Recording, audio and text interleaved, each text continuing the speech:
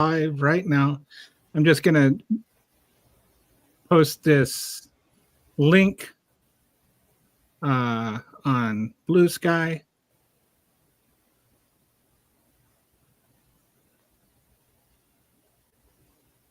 Okay. And all right. And now so that's done. All right. I figured out how to do that fairly quickly and without this long, awkward pause that I usually have. So anyway, today on the Punch Show, we are joined by these three women that,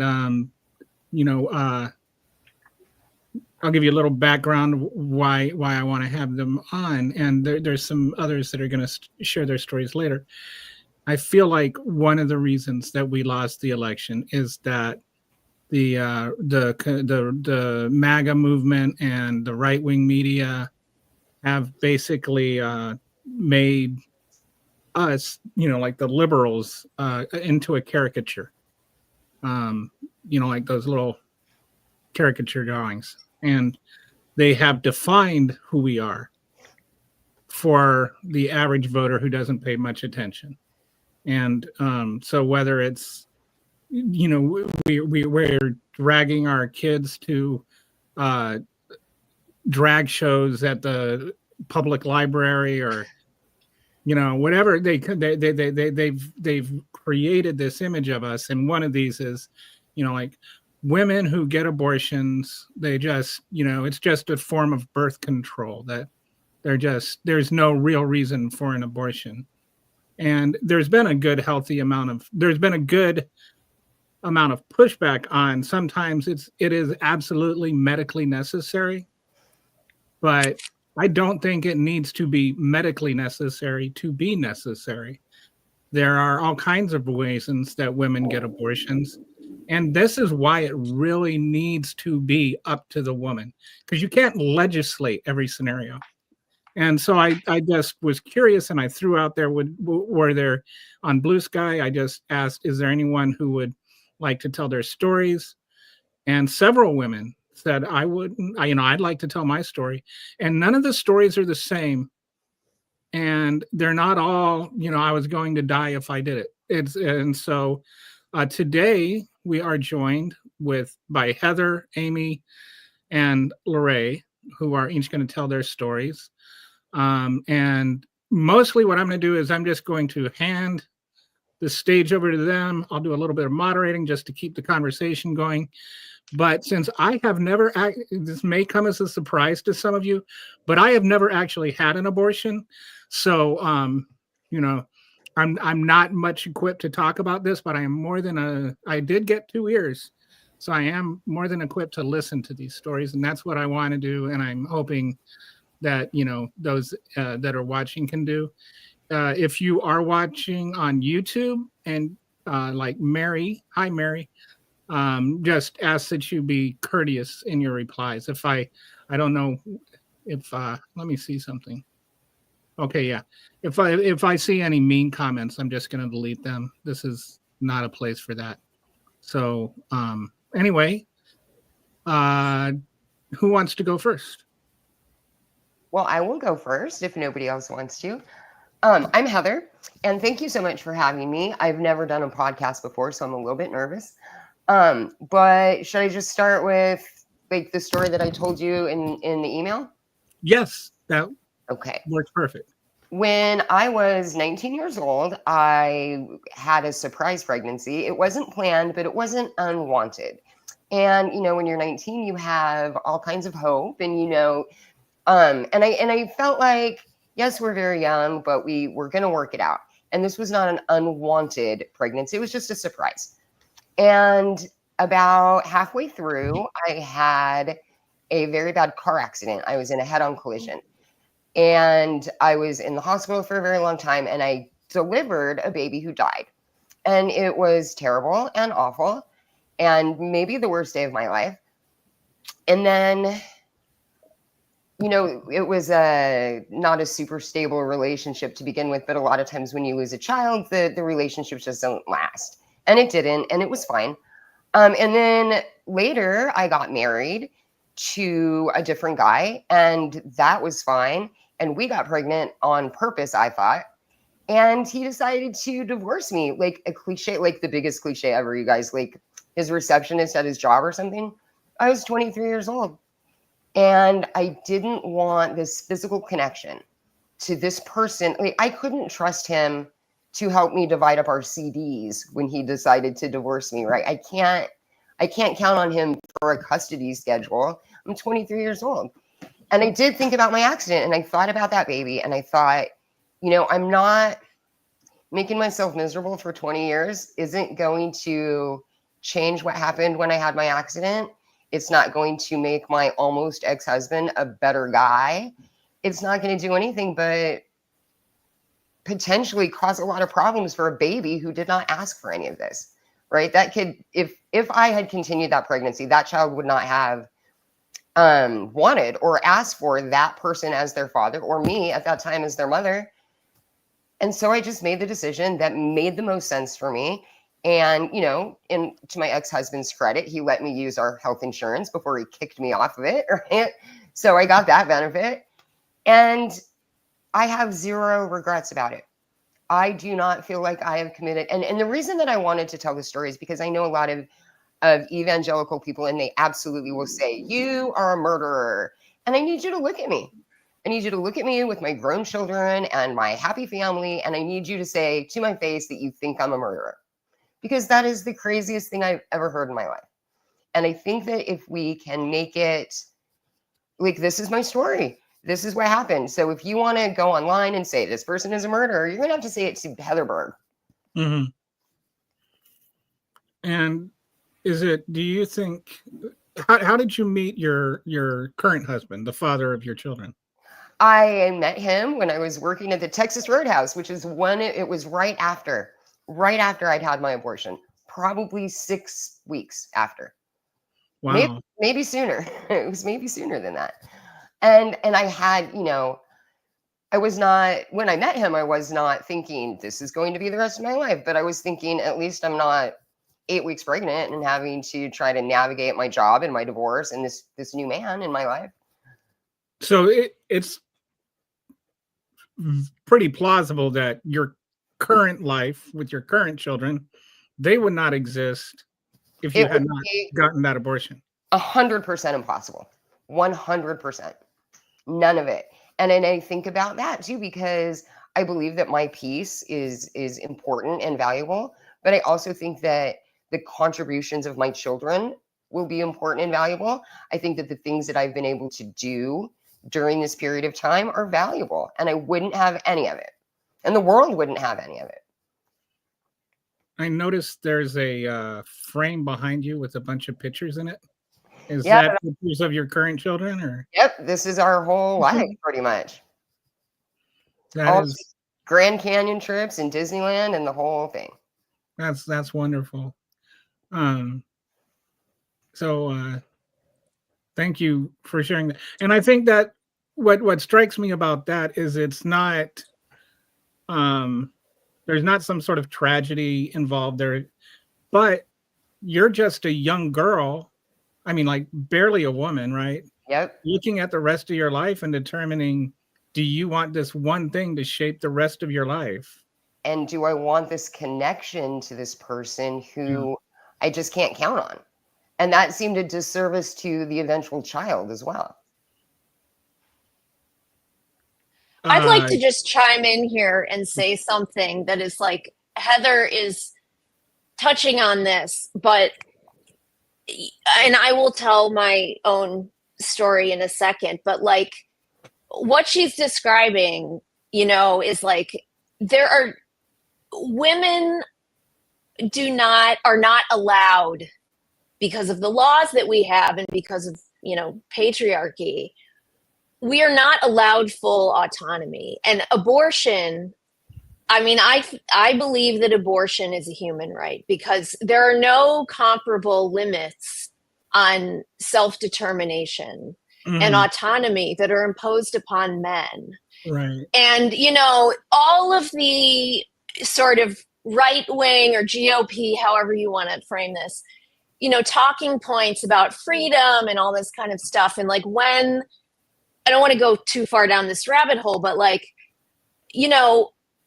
when the United States was founded by a bunch of colonists, and they were setting up a government based on Enlightenment philosophical thinking, which was, you can critique that all you want, but like, one of the like primary principles was, sort of like autonomy, freedom, self-determination. And like, unless women are allowed to determine their futures and determine if and when they decide to have children, then we don't have autonomy. We don't have full human rights.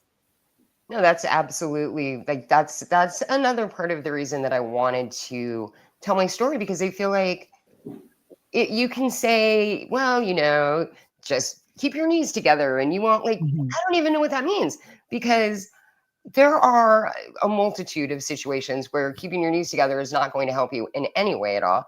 And that will never happen to a man anywhere. And sorry to interrupt you, but like, the counterexample to this, of course, is to say, well, why don't we just give all pubescent boys vasectomies? That's a reversible, medical procedure that would also prevent unwanted pregnancies. But when you broach the idea of impinging on a man's bodily choices and autonomy, like, that's a non-starter as an argument. But to encroach upon a woman's bodily autonomy is an okay argument, which, like, to me reveals the absolute hypocrisy. And again, like, the sort of the perpetuation of patriarchy, which is like what this argument is grounded in. Well, yeah, because sorry to interrupt you, Heather. Oh no, that's fine. That's the default, right? The default is the patriarchy. The default is women's rights are sort of disposable, and we can push them around a little bit. And it's not really that big of a deal, because somebody somewhere is going to say, oh no, we're going to save you. I don't need you to save me. I need you to leave me alone. I need you to understand that I am capable of making this decision. And even at 23 years old, I am capable of making this decision. And a 23-year-old can say, oh gosh, that baby thing seems very permanent to me, and I feel like that's going to be an issue when I want to do other things. And I want to do other things. It's women should not be required to give an explanation for why they chose to determine what they do with their own body, with their own life, with their own future. I think it's just, this idea of, well, there's exceptions. There should not be exceptions. There just shouldn't be a law against it. Because if you believe that collection of cells that could stretch out in the palm of your hand, if you think that that's a baby, then that is a baby, whether it was conceived in rape or not. And when you make those exceptions, and when you are a politician and you stand up on television and you say, well, not about this or that, well, the science says that we are right? The science says that it's not a baby. There is no central nervous system. It's cells. And can you determine at what point? No, you can't. We all know that you can't. Except I saw the child I delivered, and at 20 weeks, it was a baby, and you were sad about that, right? And I don't want anybody to think that I don't believe in any rules at all, but I think we don't need the kind of rules. Like, nobody walks into the obstetrician's office at 38 weeks and says, I've changed my mind. Exactly. It's just not. And you hear every day, my parents are part of this chorus, right? What about post-term abortion? Well, what about it? What actually is that? Right? Like, that's called murder, and it's illegal. It's all 50 states and every territory. Yeah. Right. So I'd like to just, if you don't mind, I'll just like quickly, I've had 2 abortions. And like Heather, I have never once questioned my decision. Like, I got pregnant when I was 19, like Heather, and I was a college student. And I was very excited to, I was very excited to be in college. Like I love studying, and I was also in a rebound relationship after I had like this long-term boyfriend who was whatever. We broke up and it was bad. And I was in a relationship with the person who, I was 19 and not so good at figuring out relationships. And this guy was like a terrible person. Mm-hmm. And I got pregnant and I was really in denial for a while. Like I didn't really allow myself to know that I was pregnant until I was about like 11 or 12 weeks. And then I was finally like, okay. And I went to this, I called this boyfriend who he didn't live in the same place. He didn't live in New York, which is where I was going to college. And, I was crying and I was like upset. I didn't want to be pregnant. And I knew that I needed to get an abortion. And like this dude also, he had no interest in having a child, but more importantly, I was like, no, but I was upset. It was upsetting. Right.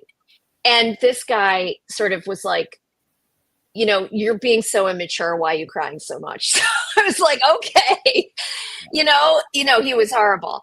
And like, so clearly it was like, it was, I felt like, so, he was horrible. Whatever. This was like, his reaction. I was like, fuck off. And then, I never spoke to him again, I don't think. But, I was like feeling so vulnerable. It was emotional because I felt vulnerable and I grew up Catholic. So I felt guilty and like all these things. Like my birth control had failed. And, but I just was like, this is not like, I am not derailing my college career, which ended up being like very successful to have a baby. Like that was like, just not ever going to happen. And like, I've never second guessed that. And I had another abortion when I was in my mid-20s. Again, like my birth control failed. And the person that I was with at this time was actually an undocumented immigrant. Like we were both restaurant cooks. Making like no money, in no position to have a baby. Again, like I was like, there was no way I was going to do this. And, and he was, in this case, like my boyfriend was like, okay, yes, we're going to go do this because like, we're not going to have a baby. But it was just, again, like I have never questioned, like these were absolutely the best decisions for me. And now I have 2 teenagers and, I can say that if I had a child when I was a teenager or in my 20s, I would have been a terrible parent. My economic situation would have been much worse. And like, I had my kids when I was in my late 30s, and I'm not with their dad anymore, but like my kids are incredible. And I'm like, I am a much better parent and person than I would have been had I had these children when I was entirely unequipped to do this. And the other thing that I'll say, so that Lorraine can also chime in here, is like, I am a lucky person. Like I am white. I am economically like so, I'm not wealthy, but I'm like, okay. And being pregnant, and when I had my children, I did this at a time of my choosing. Being pregnant is very difficult. It is so taxing on your body, on your psyche, on your finances. It's like, it's an undertaking that like, even in the best of circumstances is incredibly demanding. Yeah. And if you have, if you're in a straitened economic situation, if you don't have a partner that and a family network that supports you, it is, and having a small child, it's incredibly isolating and difficult. And it can be very dangerous, as we all know, which again, I think as Heather said, the danger part of pregnancy is not it shouldn't be the reason for the argument for the right to have an abortion, but it is a fact of pregnancy. It is, even in the best of times, it is a very demanding situation to be in. Oh yeah, I have hyperemesis, so I'm hospitalized for a lot of my pregnancy, and it's not fun, and I'll never do it again. But nobody gets to choose that for me. Like that's the Right. you know. So like when people are like, well, just have the baby and put it up for adoption, they're just kind of glossing over the whole Yeah. And 9 months of pregnancy and having the baby and all the risks that go with it. And like and the risks of pregnancy are actually greater than the risks of having an abortion. by a It's like lot. safer to get, so they're just, like dismissive of The and risks, then and I also think just, is again, there the responsibility. I think when you choose to be pregnant, you then also assume, like you've internalized that, like, okay, I'm going to grow this other human, and I'm going to do things. I'm going to modify my behavior in certain ways. I'm going to do things to like make this little person, to make the outcome as optimal as I can, that whatever's in my control. And if you are not in that mindset, again, like you're asking somebody to do something that in the best of circumstances is like, Well, but that's sort of the crazy point, difficult. right? Because you are a bad woman who has made poor choices and you need to be punished. And part of your punishment is you have to grieve for the loss of this child, right? We're going to force you to be an incubator and you have to give this baby to somebody who deserves it. Hopefully a nice white Christian family, because that's who adopts all the babies. And you get to grieve that forever. And that is your punishment for having It's made these bad life choices. And like, I just am tired. I'm so tired. Of just this, everything is a punishment for women, right? We have to pay. We're still paying for that original sin, I guess. I don't know. And there is if you don't like the consequences, don't whatever, but the consequences don't have to be what you are trying to impose upon me. And nobody can do that to men.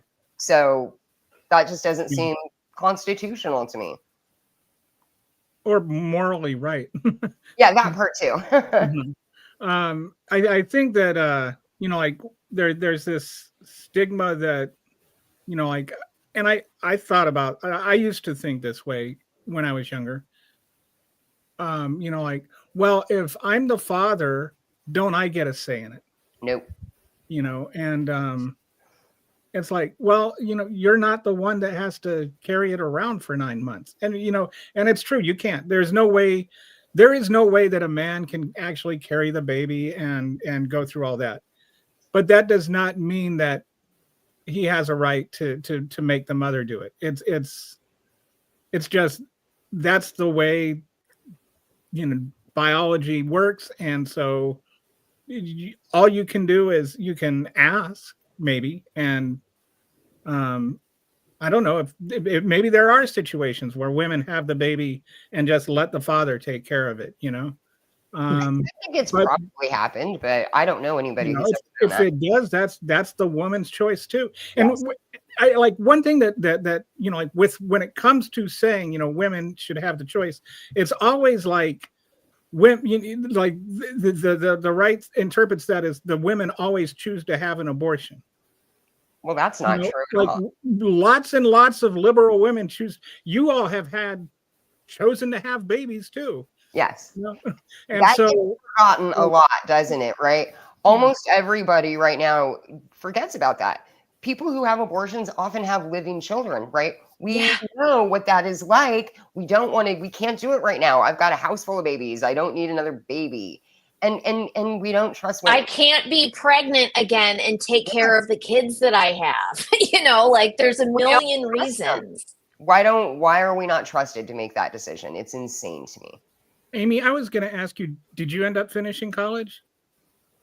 Oh, yes, I did. I studied philosophy in college. And like I said, I was always like a nerd. And I had a great college experience. I really got a lot out of it. I learned a ton. I made some of my friends, or, I made lifelong friends.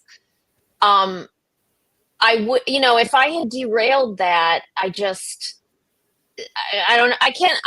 can't imagine what my life would have been like. Like, I got to do, like, I went to college and then I worked around a little bit, and I was a restaurant cook for a bunch of years, which was crazy. And like, now I publish art books, and, Wow. but I couldn't have done any of this if I had had a baby when I was 19 years old. And again, and I will say, like, I had zero interest in either getting married or having children.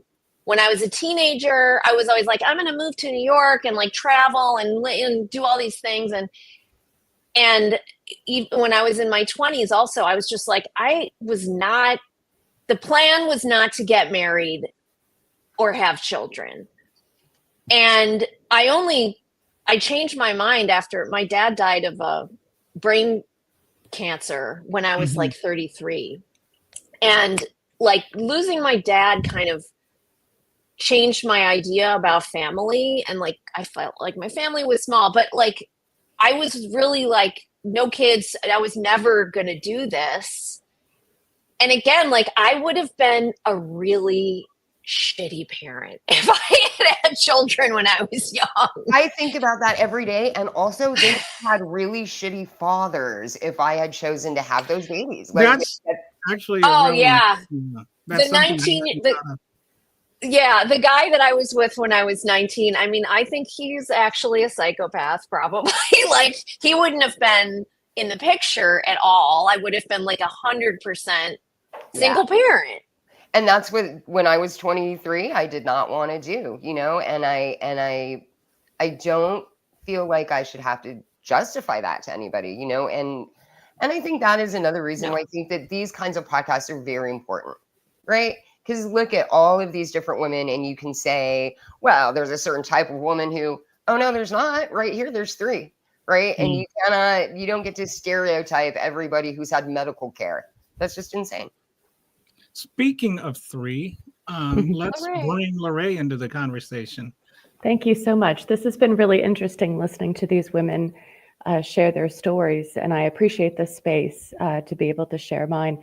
My avatar I'm using because it takes two to make a zygote, and this is my story, and I don't want to drag someone unwillingly into my story. I was a young woman and met a man who was about 10 years older than me and said, let me show you the world. And I said, okay. So we ended up in Germany, and I failed the diaphragm insertion test and got pregnant. And he made it very clear that he was not going to marry me over this. And not that that would have been a really good choice, but he made that determination. This is what I am prepared to do, but I am not marrying you, and I'm not being a father. I was not prepared to do something like this on my own. And I'm incredibly grateful that I was able to get an abortion. I was in a foreign country. I felt very alone. But there was a reason why I needed to have that abortion, because years later, I ended up marrying that man who was in the military and went to places and did things that affected him in the most horrible ways. And I know that if I had had that child, I would have had to eventually figure out custody of a child with a man who had severe PTSD, with a man who was not psychologically okay, and was someone who suffered incredibly from the things that he had seen and done for our country. So I feel like I saved not only my life, but bringing a child into a relationship that was just fraught with trauma, and seeing a really good man suffer the way that he did made me so grateful that I did not have a child with him. Wow. Can I ask, are you still together? No, we had to divorce because the military didn't issue him PTSD, so therefore he didn't have PTSD, and which is ironic because he definitely had PTSD. He just couldn't get help for it because if you do that, you can't remain in the military for your career. This was before Iraq, before Afghanistan, before the generals really started coming out and saying that PTSD is a real thing, because in the mid-90s it was a career killer.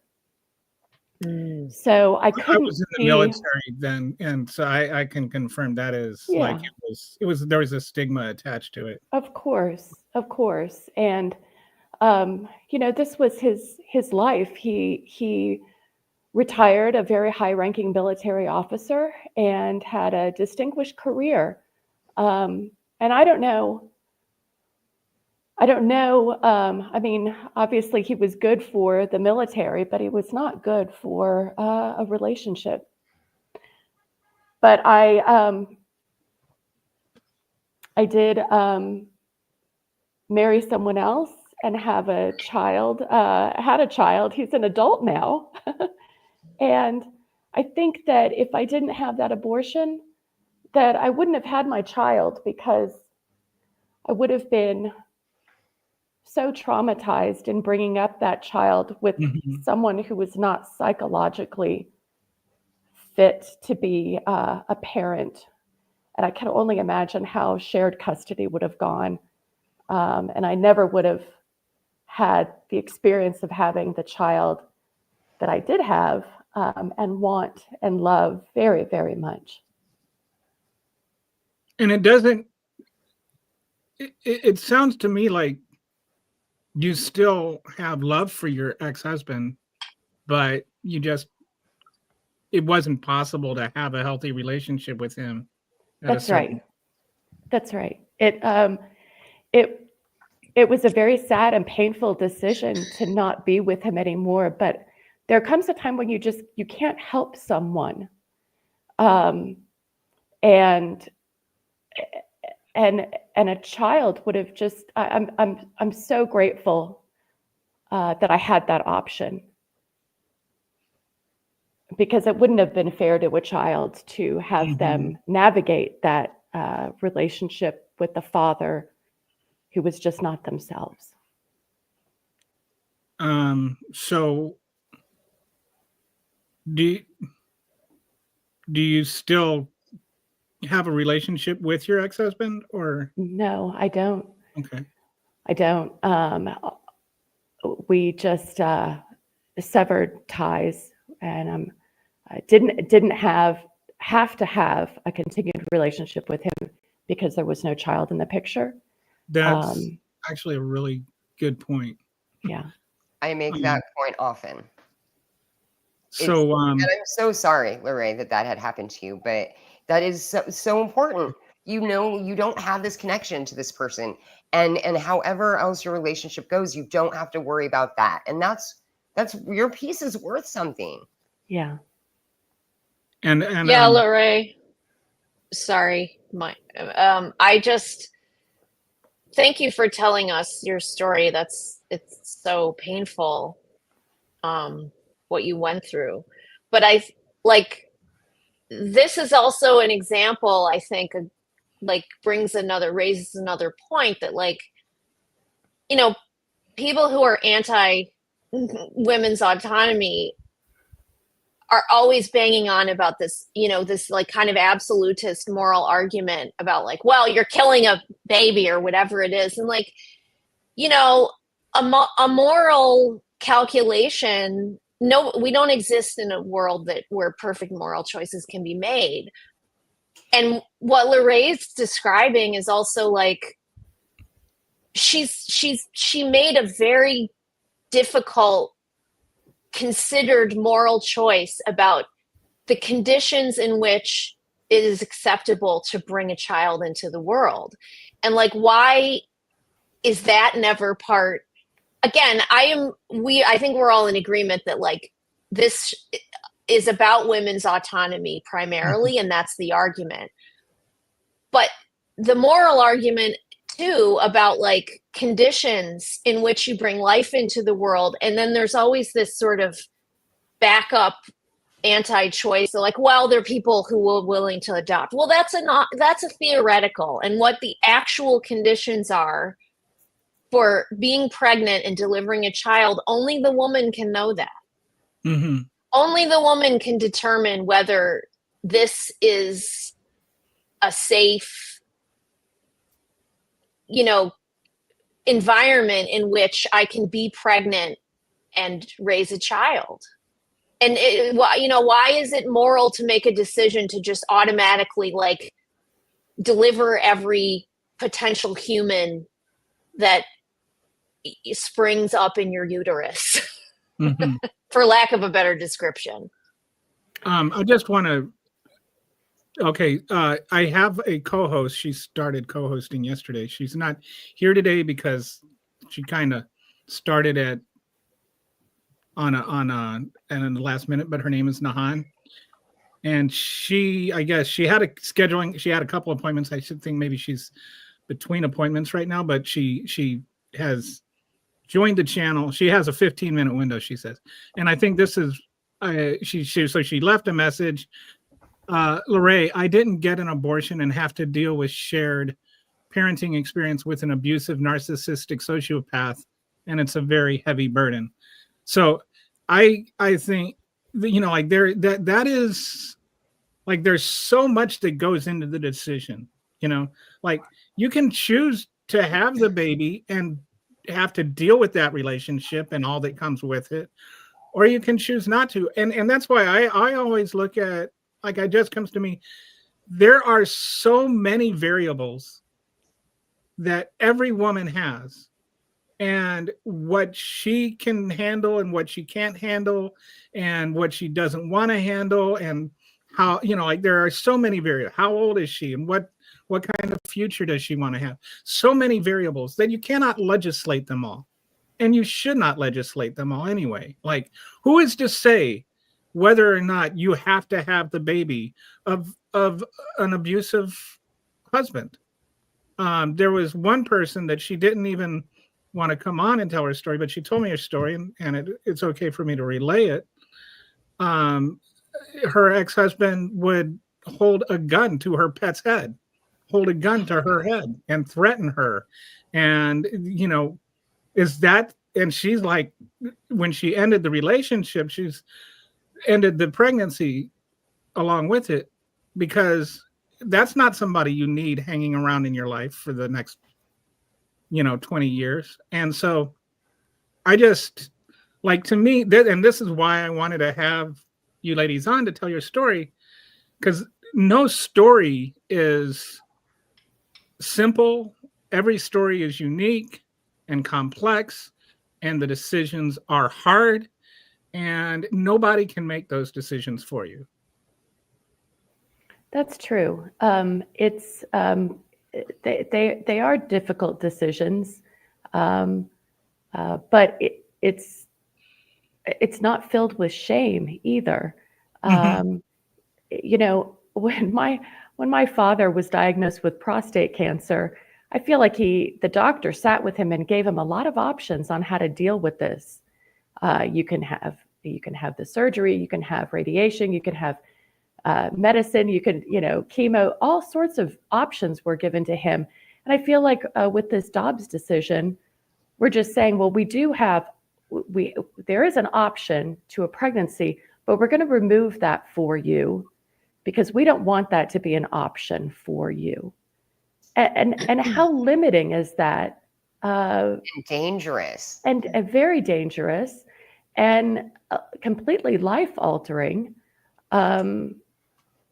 Whether medical necessary or not, it should be continue to be an option? It should always be an option. Like, well, I don't know if you guys know who Ryan Hamilton was or is, but Yes. his wife, they wanted to have a baby, and then his wife had a miscarriage. He had all kinds of trouble getting her proper health care. She nearly died as a result of it. They're in, is it Tennessee or Kentucky, somewhere in the South, right? One of the states where you can't get health care if you're a woman. Yeah, And so, he's in Texas. oh, Texas. The idea that it is, geographically dependent is crazy. Yeah. And if you live in Florida, did you know you have to drive all the way to Illinois to get an abortion? Yeah. I don't know why more people aren't mad about that. Like, you can just go to another state. And then if in the rare cases where your healthcare actually does cover abortion, most of them don't cover abortions out of network, which means they don't cover them out of state. Right. And so, like, between the cost of travel and the abortion and everything, it's like $10,000. Yeah. And even there's cases now where, like, there's an article I was reading yesterday. The good OBGYN doctors are fleeing from Texas, moving to other states where they don't, because you can actually get prosecuted for practicing healthcare in Texas now. And the prison time is longer than what they will throw you in jail for raping a child. And so they're just leaving. They're going to other places. And so now it's not just abortion care for women that is at risk. It's all OBGYN care, because it's not like there's doctors that what they do is abortion. There are OBGYN doctors that, I had one on to interview recently, and she said probably less than 10% of her care is abortion care. She spends more than twice as much time with fertilization than with, abortion. And so women that need other types of OBGYN healthcare can't get it now in Texas. You've already got like these hospitals that are understaffed, and now they're even more understaffed. And with Brian, I had him on, and he didn't understand why they couldn't just do the DNC at the emergency room he was at. And then when I had the doctor on, she was explaining, because they can't do them, they don't have the equipment to do them at a lot of these smaller hospitals. And so that's why they were just giving her the medication and saying, go home, this is all we can do. And so it's like there's these domino effects of even normal healthcare, like beyond abortion, that women can't get, where they're being affected by these laws. And they don't tell you about that when they ask you to vote for their abortion ban, right? Because if you think about like what happened to that family or Kate Cox, or they were told that there would be exceptions, right? And we went to your schools and we went to your churches and we were good Republican women, and we did the thing because you told us that you would take care of us. You told us there would be exceptions for us, and there's not. Well, yeah. And going back to what we were talking about in the beginning of this conversation, the framing of the argument about like exceptions and all these things is the wrong way to talk about it. That it was the way that like women. We don't need, that's like a scenario that happens, but it needs to be a right because we need to have autonomy, not just because something can go wrong, which this is terrible. And the other component of that is also that this doesn't really get talked about as much, is that women have a harder time baseline getting listened to by medical practitioners. My best friend, the one who has the trans older child, she's like a comfortably, financially comfortable white person. She lives in Maryland, a blue state. She had an ectopic pregnancy.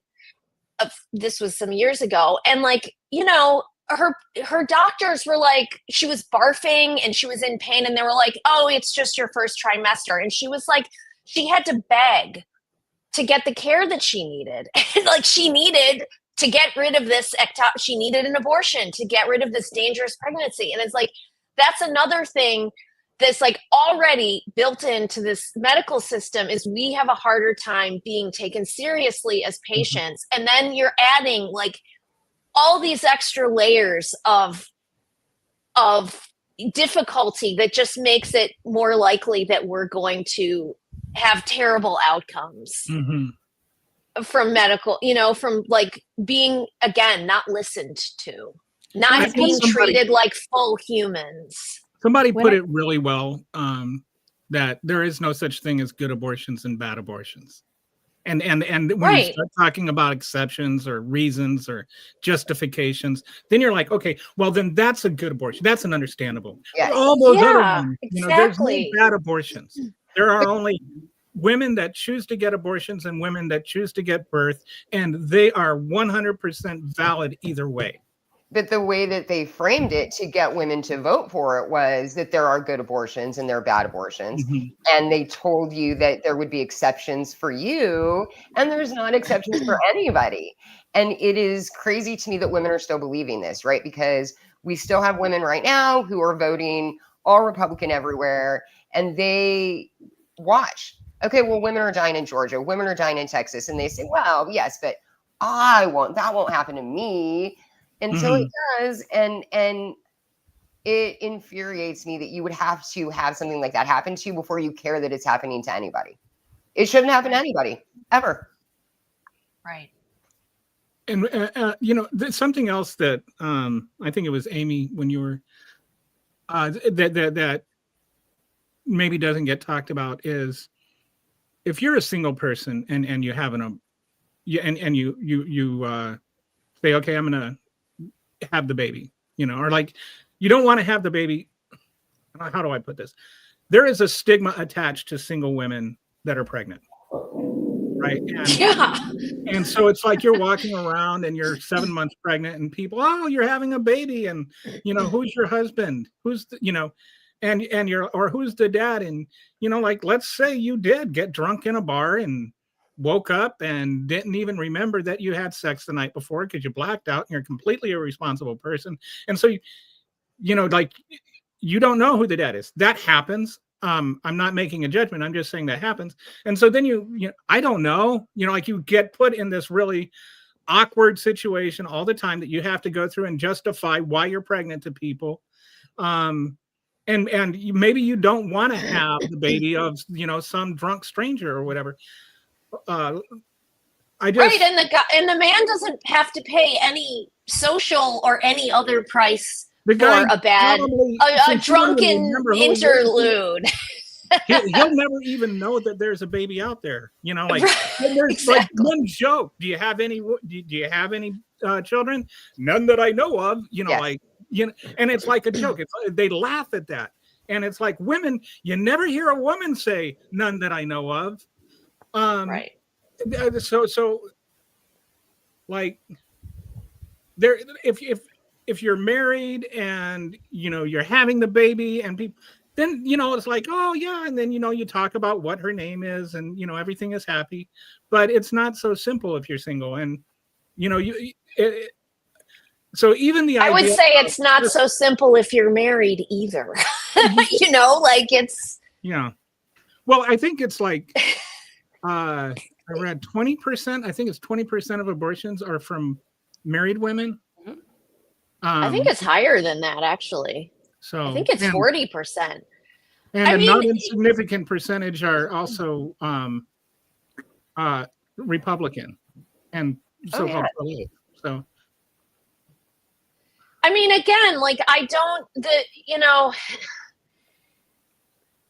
the conversation about bringing children into the world, if, you know, optimally would be about, I think, what we have been talking about, which is like being able to choose if and when you want children, and then trying to make that as positive, as optimal, whatever word you want to use, as possible. Like, I mean, I was being a little jokey before, but like, as we all know, being married with children is very difficult. It puts a lot of, it's economically difficult, but it puts a lot of strain on a relationship. It is very hard to raise children, you know? And like, again, the hypothetical of like, oh, well, there are all these people who can't have kids. It's like, that's a hypothetical. What a woman needs to be able to decide is like, am I capable of doing this?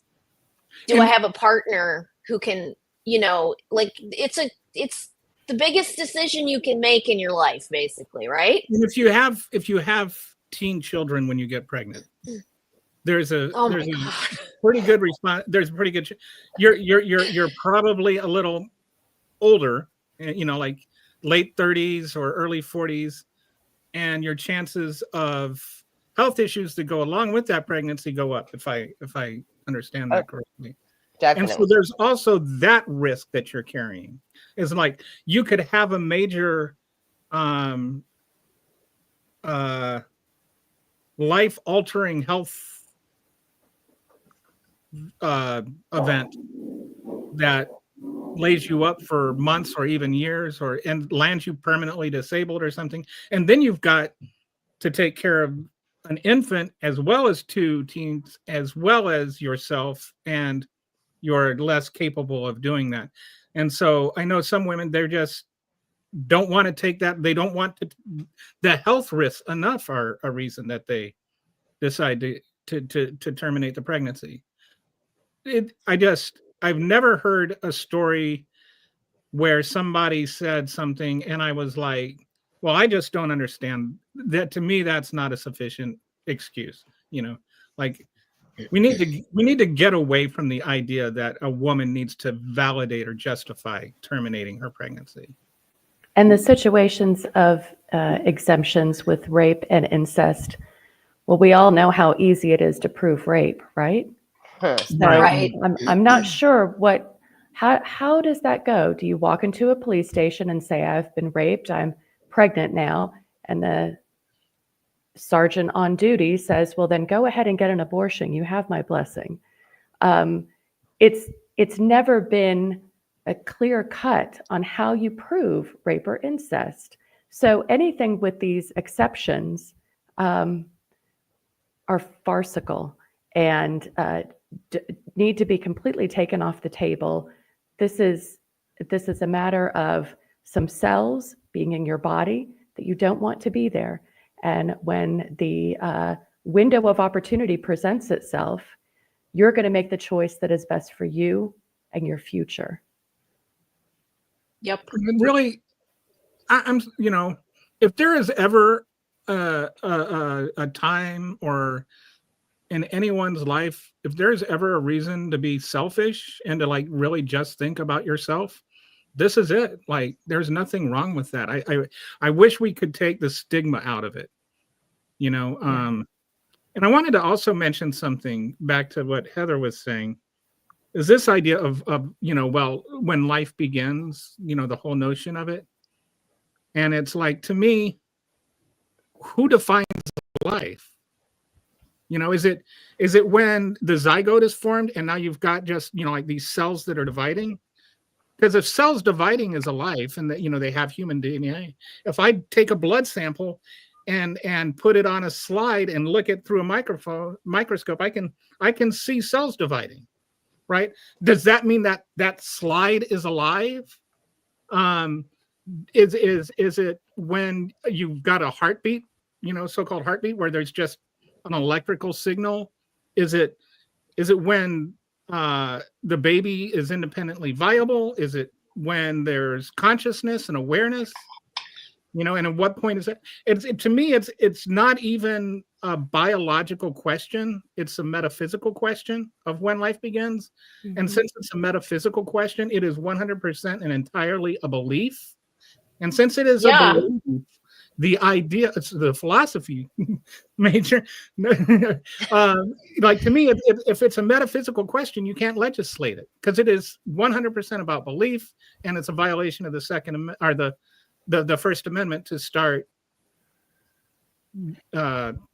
making those decisions. Go ahead, Amy. Since No, I mean, I agree with you. It's like, yes. And in fact, like, theological arguments about when life begins have changed over the course of a couple centuries. Abortion used to be just a practice that happened, and it was not something that got you like excommunicated from the Catholic Church, right? This is like a 20th century sort of novel argument about that has to do again with the maintenance of patriarchy, which obviously, I mean, I'm speaking as like a person steeped in Catholic tradition. That's what I know. This is what they're invested in very clearly as well for many reasons. And yes, I think like what you say is true.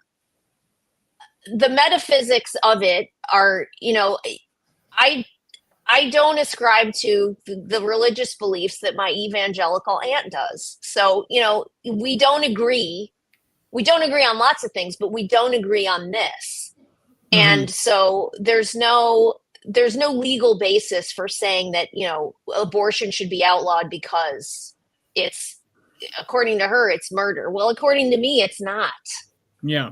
According to me, it's, again, going back to Enlightenment arguments that were used when, the Constitution was drafted, autonomy, freedom, which is something we tried to get away from in monarchical systems, like then by rights, we should have full bodily autonomy just as men do.